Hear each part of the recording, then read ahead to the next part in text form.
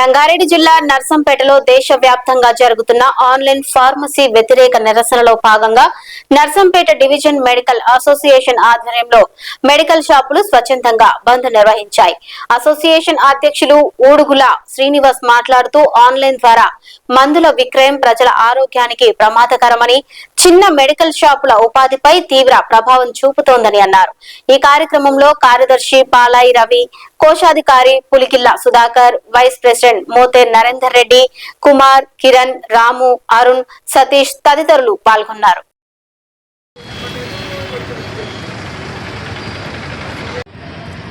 నర్సంపేట పట్టణంలో, వరంగల్ జిల్లా నర్సంపేట పట్టణంలో మెడికల్ షాపులకు సంబంధించి ఆన్లైన్ ఫార్మసీకి నిరసనగా దేశవ్యాప్తంగా ఆల్ ఇండియా లెవెల్లో ఆన్లైన్ ఫార్మసీ ద్వారా కస్టమర్లకు మందులు సప్లై చేయడం జరుగుతుంది. ఆ మందులల్లో కూడా స్పూరియస్ అంటే ఒక మందు పోలిన ఇంకో మందు, నకిలీ మందులు కూడా సప్లై చేయబడుతుంది. వాళ్ళకి ఎలాంటి పేషెంట్లకు తర్వాత సప్లై చేసే వాళ్ళకు అటాచ్మెంట్ లేకపోయినా కూడా ఆన్లైన్ ద్వారా మందులు సప్లై చేయడం వల్ల వాళ్ళు ఎంతో నష్టపోతున్నారు. దాని ద్వారా దేశవ్యాప్తంగా ఉన్న 12,40,000 మంది కెమిస్టు సోదరులకు ఈ ఆన్లైన్ ఫార్మసీ ద్వారా మందులు విక్రయించడం ద్వారా వ్యాపార నష్టం జరుగుతుంది.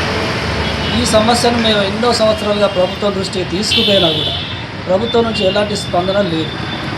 దానికి స్పందన లేకపోవడం వల్ల మేము ఆల్ ఇండియా లెవెల్లో మా కెమిస్టు సోదరులు, మా అసోసియేషన్, మా వరంగల్ జిల్లా, మా తెలంగాణ స్టేటు, ఆల్ ఇండియా లెవెల్లో అన్ని మెడికల్ షాపులు బంద్ చేయించి నిరసన తెలిపాలనే ఉద్దేశంతో ఈరోజు బంద్ నిర్వహిస్తున్నాయి ఈ వరంగల్ జిల్లా నర్సంపేట.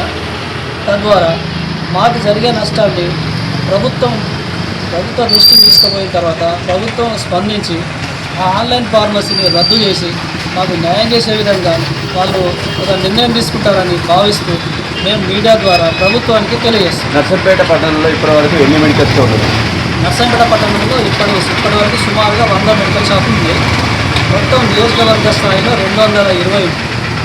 ఈ అన్ని మెడికల్ షాపులు బంద్ చేయించడమే కాక మాకు సహకరించకుండా ఎవరన్నా ఉంటారు అని కొంతమంది అబద్ధాలు మాకు చెప్పడం జరిగింది. కానీ వాళ్ళు అపోలో మెడిప్లస్ వాళ్ళు కూడా మాకు సహకరించి మాకు ఈరోజు బంద్ పూర్తిగా నిర్వహించడం జరిగింది. ఈ మీడియా ద్వారా ప్రభుత్వానికి తప్పకుండా ఈ మెసేజ్ పోవాలని, మెసేజ్ పోయిన తర్వాత ప్రభుత్వం మాకు స్పందించి న్యాయం చేస్తుందనే ఉద్దేశంతో మేము ఈరోజు మీడియా ద్వారా మేము తెలియజేస్తాం.